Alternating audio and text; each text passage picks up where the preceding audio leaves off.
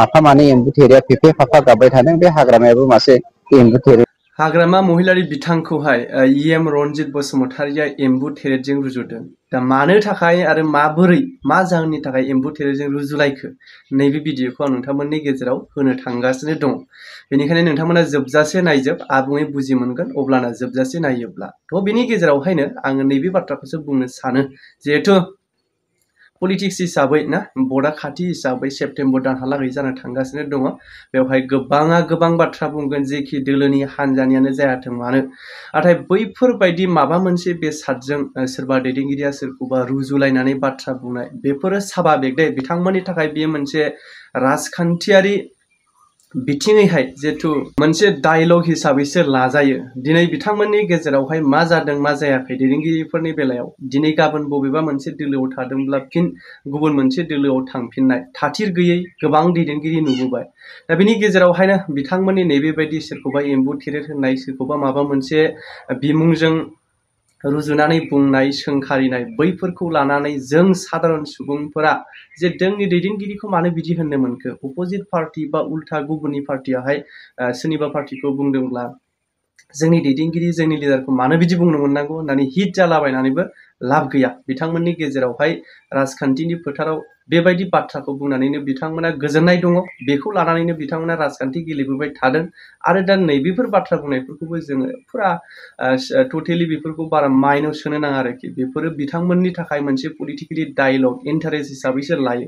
नाथाय जोंनि गेजेराव बेफोरखौ लानानै जोंनि पार्टीनि दैदेनगिरि जोंनि लिडार मानो बेबायदि बुंनो मोननांगौ हिट जानानै जेबो टटेलि लाब गैया। बेनिखायनो आं बुंखायो आङो माने रायजो राजाफोरनि मोजांनि थाखायनो बुंदों जाहाथे नैबे समा नैबे बोथोरा जों गावजों गाव मोनसे समाजाव थानानै संसार जानायनि बर' रायजो राजाफोरनो गुलुं गुजुं जानायनि सम नङा। जे दैदेनगिरिफ्रा राजखान्थिनि पावारखौ मोननो थाखाय जेखि बुंलाया बुंलायबाय थाथों जिहेतु नोङो जेखौ सापर्ट खालामदों खालामबाय था जिहेतु नों नोंनि राइट्सखौ नों बाहाय ना जेब्ला इलेक्सनाव फैयो नों जेखि दोलो हानजाखौ मोजां मोना नों हो फुरा बाहाय ना नैबेबायदि आरो आं बेसिकनि भिडिअखौ लाबोदों। अब्ला नोंथांमोना नैबे भिडिअखौ जोबजासे नायनायनि गेजेरजोंहाय मोन्दांथिखौ फोरमायहर। 30 मार्च नङा 30 मार्चआ हयथ' बोसोराव बिथांनाव प्रमद बर' बिथांनि सरकारा जोबसिगोन होननाया 31 मार्चआनो 31 बार जायो खोमा। गतिके बोसोराव मोनबेसे मास दान फैयोथाय बुंनो हाला।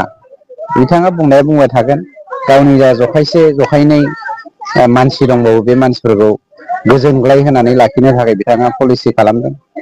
आं मोनसे बाथ्राखौसो बुंनो नागिरदों जोंनि इउपिपिएल दोलोआ दिनै जेरै बिलोनि ना सारग्राफ्रा बिलोखौ सारनानै नाखौ हमजोबो बिटिसिनि कमप्लिट रायजो राजायानो दिनै इउपिपिएल दोलोआव फैजोब्बाय आरो जोङो समाजनि जौगाथायनि थाखाय साफ्रोमनोबो मेसेजखौ हरनाय लोगो लोगोनो बिथांमोना जों फैजोबनायनि जाहोनाव दा माफा मानै नाथुर दुनाखं थाबोदों एम्बु थेरेफोर थाबोदों।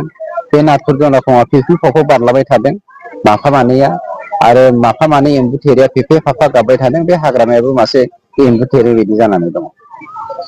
31 मार्च नङा 31 मार्चआ हयथ' बोसोराव बिथांनाव प्रमद बर' बिथांनि सरकारा जोबसिगोन होननाया 31 मार्चआनो 31 बार जायो खोमा।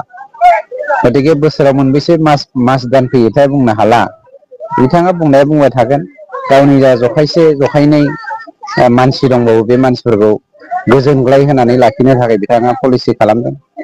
आं मोनसे बाथ्राखौसो बुंनो नागिरदों जोंनि इउपिपिएल दोलोआ दिनै जेरै बिलोनि ना सारग्राफ्रा बिलोखौ सारनानै नाखौ हमजोबो बिटिसिनि कमप्लिट रायजो राजायानो दिनै इउपिपिएल दोलोआव फैजोब्बाय आरो जोङो समाजनि जौगाथायनि थाखाय साफ्रोमनोबो मेसेजखौ हरनाय लोगो लोगोनो बिथांमोना जों फैजोबनायनि जाहोनाव दा माफा मानै नाथुर दुनाखं थाबोदों एम्बु थेरेफोर थाबोदों।